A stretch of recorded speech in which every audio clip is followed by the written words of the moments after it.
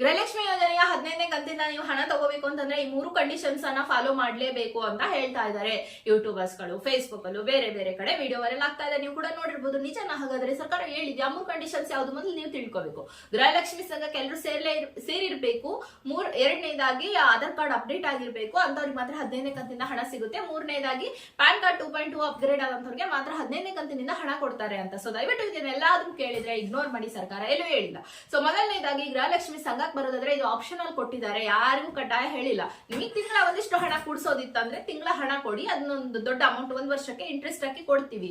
ಇದು ನಿಮ್ಮ ಅಭಿಪ್ರಾಯ, ನಿಮ್ಮೆಲ್ಲರೂ ಮಾಡ್ಲೇಬೇಕಂತ ಏನು ಕಡ್ಡಾಯ ಇಲ್ಲ, ನಿಮ್ಮ ಇಷ್ಟ. ಆಯ್ತಾ?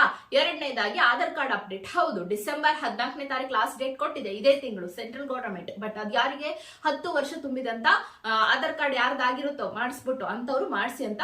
ಸೊ ಅದು ಏನಾದ್ರೂ ಸ್ವಲ್ಪ ಎಫೆಕ್ಟ್ ಆಗ್ಬೋದು, ಬಿಕಾಸ್ ಆಧಾರ್ ಕಾರ್ಡ್ ಎಲ್ಲದಕ್ಕೂ ಬೇಕಲ್ವಾ. ಅಂತವ್ರು ಯಾರಾದ್ರೂ ದಯವಿಟ್ಟು ಮಾಡಿಸ್ಕೊಳ್ಳಿ. ಇನ್ನ 2.2 ಪ್ಯಾನ್ ಕಾರ್ಡ್ ಅಪ್ಗ್ರೇಡ್, ಅದನ್ನ ಹೇಳಿ ಕ್ಯಾಬಿನೆಟ್ ಮೀಟಿಂಗ್ ಅಲ್ಲಿ ಜಸ್ಟ್ 1 ವೀಕ್ ಆಗಿದೆ, ಅದ್ರ ರಿಲೀಸಿಂಗ್ ಡೇಟ್ ಕೂಡ ಬಿಟ್ಟಿಲ್ಲ ಆನ್ಲೈನ್ ಅಪ್ಲಿಕೇಶನ್ಸ್. ಸೊ ದಯವಿಟ್ಟು ವೇಟ್ ಮಾಡಿ. ಅದಕ್ಕೆಲ್ಲ ತಲೆ ಕೆಡಿಸ್ಕೊಂಡು ರೂಮರ್ಗೆಲ್ಲ ತಲೆ ಕೊಟ್ಟು ಏನಂತೀವಿ ಯಾವ ಬರೋದಿಲ್ಲ 15ನೇ ಕಂತಿನ ಅಂತ ಅನ್ಕೊಳಕ್ ಹೋಗ್ಬೇಡಿ, ಕಮೆಂಟ್ ಮಾಡಕ್ ಹೋಗ್ಬೇಡಿ. ವೇಟ್ ಮಾಡಿ. ಇದೇ ಒಂದು ವಾರ ಸಾಟರ್ಡೆ ಒಳಗಡೆ ಖಂಡಿತವಾಗ್ಲೂ 15ನೇ ಕಂತಿನ ಹಣ ಬರುತ್ತೆ ಅಂತ ಹೇಳಿದ್ದಾರೆ ಲಕ್ಷ್ಮೀ ಹೆಬ್ಬಾಳ್ಕರ್ ಮೇಡಮ್ ಅವರು. ನೋಡೋಣ, ವೇಟ್ ಮಾಡಿ. ಬಂದ ತಕ್ಷಣ ನಿಮಗೆ ತಿಳಿಸ್ತೀನಿ. Thank you so much.